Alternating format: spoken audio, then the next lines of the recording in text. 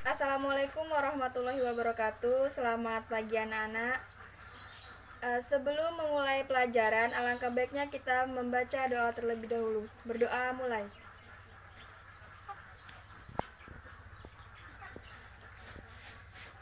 Berdoa selesai.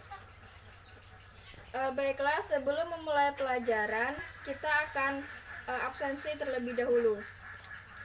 Lia, Egi Prestiasari,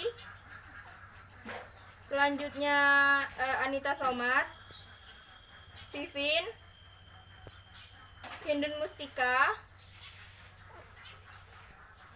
Anggi Febrianti. Oke, baiklah, semuanya hadir ya. Hari ini adalah hari pertama kita masuk di semester 2 ya. Jadi bagaimana liburannya? Tentu sangat menyenangkan ya.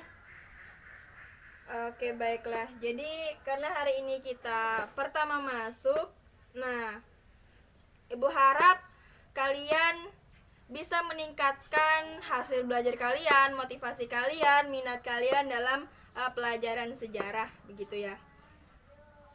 Baiklah, Ibu hari ini akan mengajarkan materi mengenai teori masuknya Hindu-Buddha di Indonesia.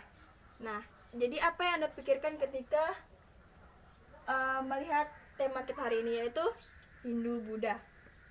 Tentunya tentang agama. Agama yang masuk dari India. Ada juga yang mengatakan dari Persia dan lain-lain. Ya. Nah, baiklah, hari ini Ibu akan menjelaskan mengenai teori masuknya Hindu-Buddha di Indonesia. Nah, jadi teori masuknya Hindu-Buddha di Indonesia ini ada berbagai macam teori.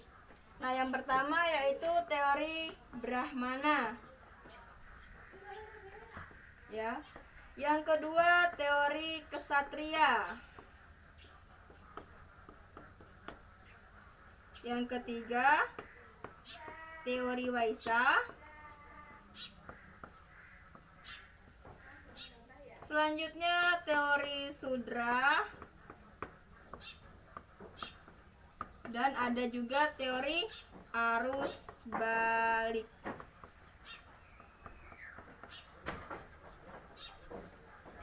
Nah, jadi teori masuknya Hindu-Buddha Indonesia ini ada 1, 2, 3, 4, ada 5 teori. Nah, baiklah, di sini Ibu akan menjelaskan teori masuknya Hindu-Buddha di Indonesia satu persatu ya. Nah, jadi yang pertama ya, yang pertama itu adalah teori Brahmana. Nah, jadi teori Brahmana ini dikemukakan oleh G.V. van Leur ya. Itu kalau tidak salah Ibu menyebutkannya. Nah, jadi pada teori ini menyatakan bahwa masuknya agama Hindu-Buddha di Indonesia dibawa oleh kaum Brahmana. Nah, teori ini sangat kuat. Kenapa?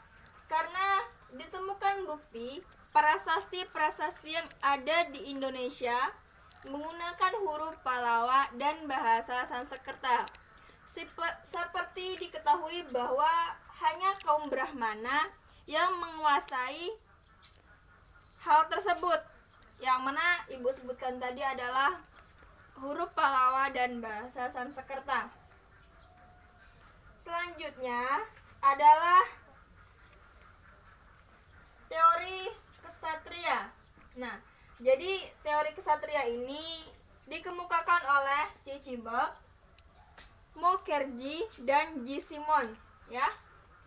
Nah, jadi pada teori Ksatria ini menyatakan bahwa pada saat di India terjadi peperangan atau perpecahan, nah jadi para kaum Ksatria ini melarikan diri atau bersembunyi gitu ya. Nah, tidak terkecuali di Nusantara. Nah, jadi pada saat itu belum disebut Indonesia.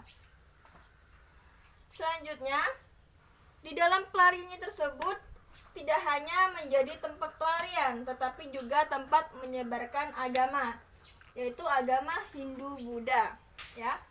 Nah, selanjutnya ada teori Waisa. Pada teori Waisa ini dikemukakan oleh N.G. Crumb ya. Nah, jadi dinyatakan bahwa pedagang mempunyai peran besar dalam penyebaran agama. Ya.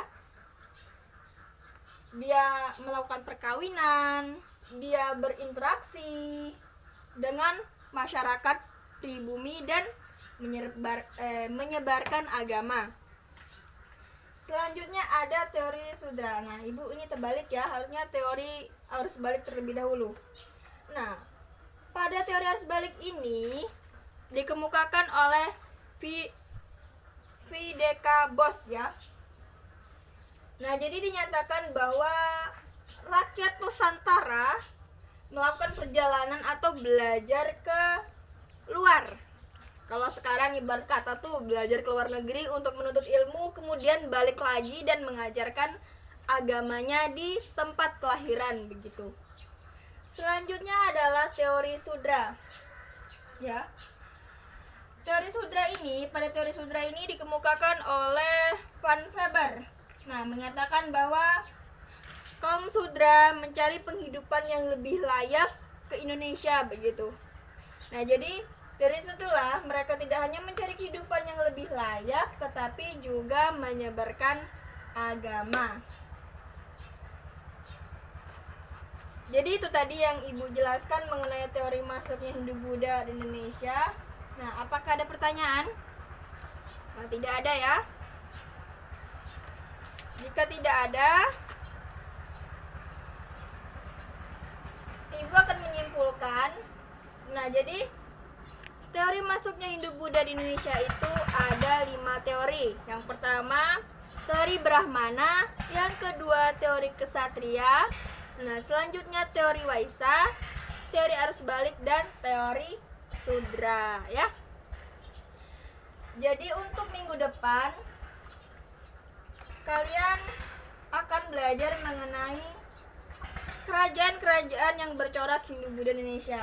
Nah, jadi kalian buat di kertas double folio atau portfolio menulis rangkuman mengenai kerajaan-kerajaan apa saja beserta peninggalan-peninggalannya ya.